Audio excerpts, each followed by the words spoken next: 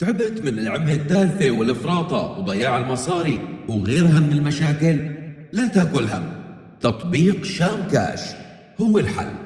صار فيك ترسل وتستلم أي مبلغ بكل سهولة، ما عليك غير تضغط على عنوان الحساب وبعدها بتعمل مشاركة للباركود أو نسخ للعنوان وبترسله للشخص اللي راح يحول لك. راح يوصلوا على شكل صورة إذا كانت مشاركة، وعلى شكل نص إذا كان نسخ، وما عليه غير يحفظ الصورة بالاستوديو أو ينسخ العنوان.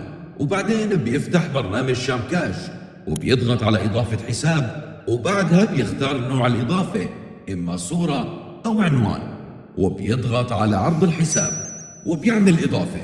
راح ينزل عنده على قائمته المفضلة، بيضغط على زر الإرسال وبيختار نوع العملة وقديش راح يرسل، وبيضغط تحويل، وراح يتم التحويل بشكل مباشر وبيوصل الرصيد لحسابك.